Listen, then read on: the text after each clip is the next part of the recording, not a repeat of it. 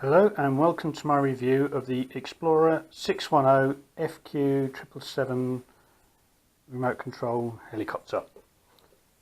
This is what it's like.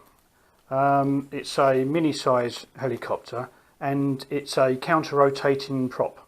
So one prop spins one way, one prop spins the other way, and that does its stabilisation. And the prop at the back does forward and backwards movement. Very simple to fly. Normally nice reliable little helicopters and very crash resistant.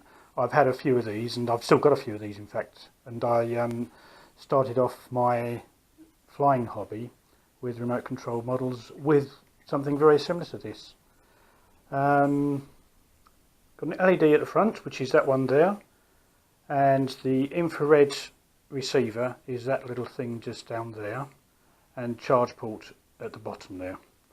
The controller that it comes with is this. It's different from the normal radio controlled controllers in that the thrust, which is up and down, is this left hand control here, and that's the orientation it goes, is just up and down. There is no yaw on this control. The yaw is actually this control here, so left and right spinning is achieved going left and right there.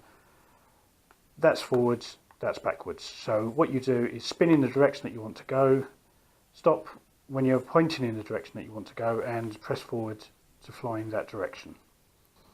The controller needs 6, yes, count them, 6 AA batteries, so make sure you've got plenty of those in stock. And I think the reason is that it has integral charging cable as well, so you just plug that into the helicopter to charge it, which should take around 20 minutes.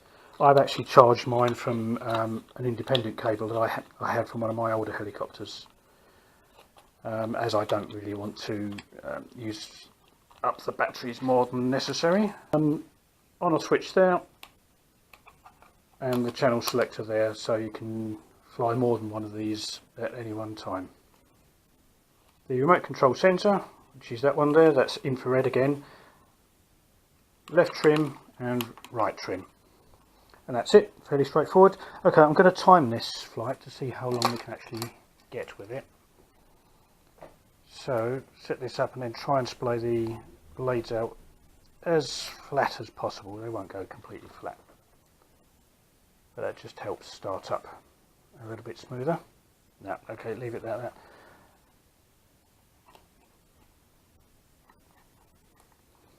Just check which channel it's on.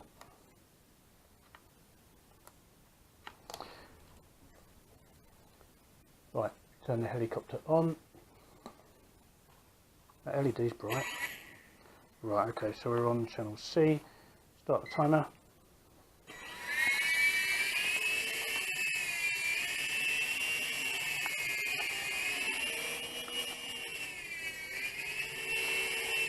There we go, and we do a right hand turn, a right hand spin, which is that, and we do a left hand spin, which is that.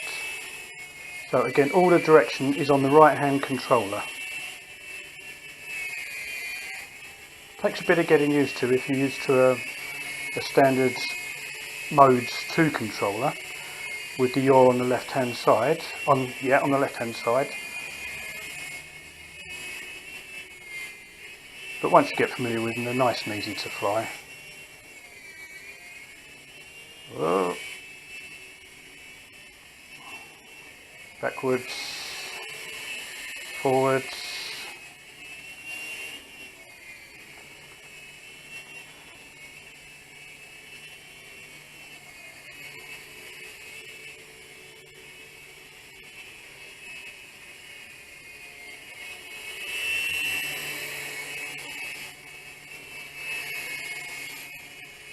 and the LED's nice and bright. Let's just bring it in for a bit of a look.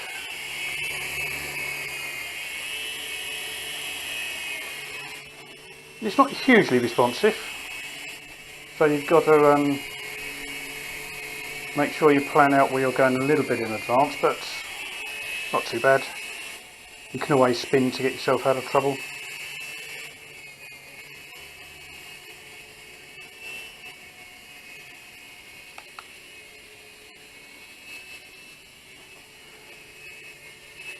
You can't fly sideways with these, you fly forwards only, and again apply directional spin to the direction that you want to go.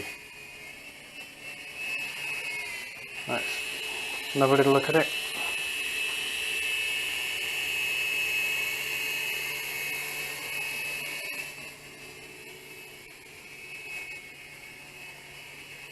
Oh, it is bright.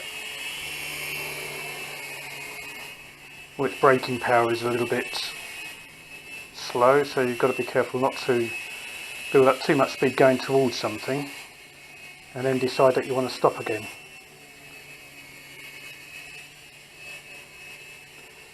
Okay, let's go for a bit of a fly, shall we?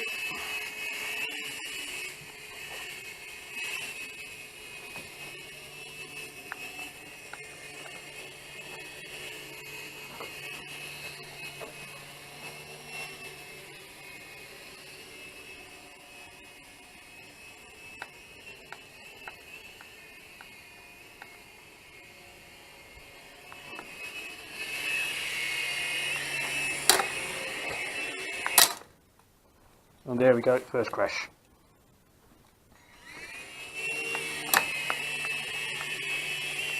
My experience with these are that they're pretty robust anyway, they're very crash resistant.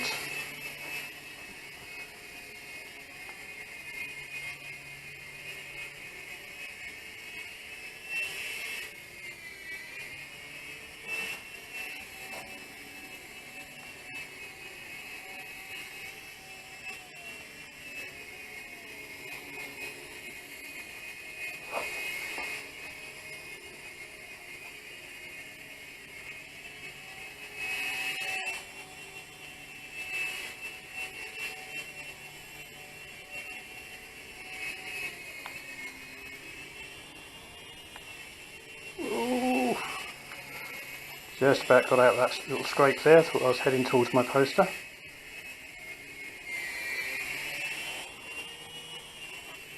In fact, we can get an image of the helicopter flying over Tokyo. Whoops. Or crashing into Tokyo, as the case may be.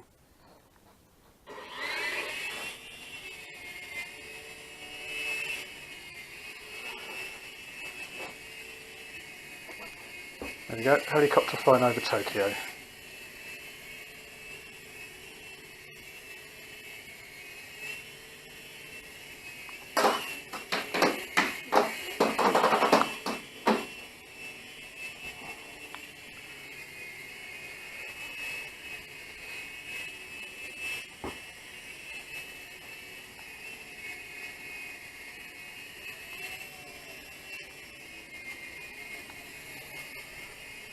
I do like these little helicopters, they're harmless fun and they don't do any damage if you're crashing into things. Nice and easy for a beginner to fly, although when I was first starting out it did take me a little while to get accustomed to the controls, I seem to remember.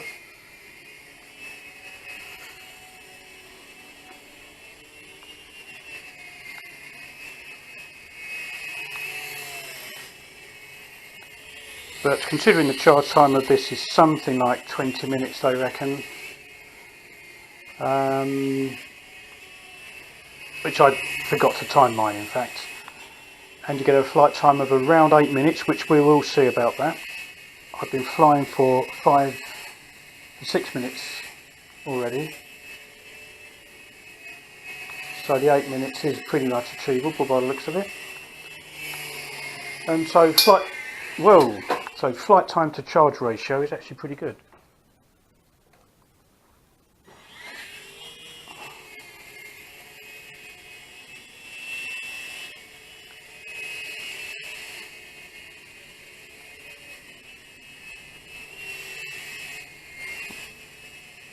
Right, so we can get out there and back again without crashing into the doorway.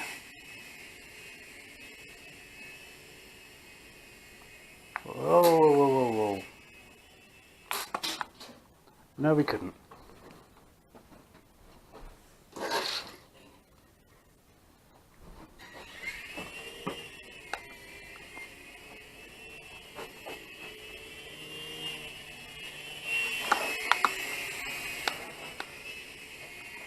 And the problem is,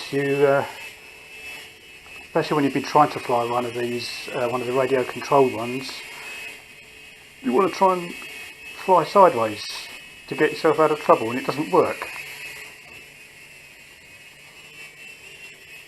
So again, it's just being able to get accustomed to the manner of flight.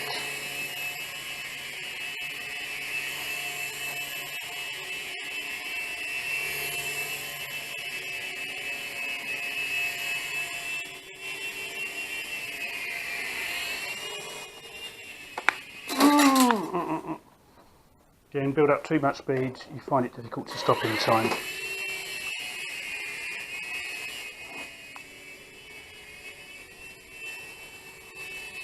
Yeah, thrust is losing now, and there we go. That's all I've got.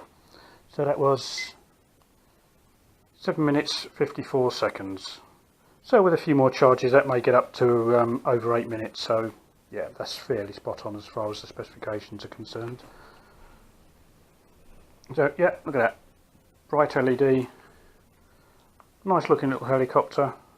Nice and small and brilliant for just a buzz around on a rainy day. And they're small and light enough that you can have lots of fun with them. Anyway, thank you for watching my video, and I hope that helps.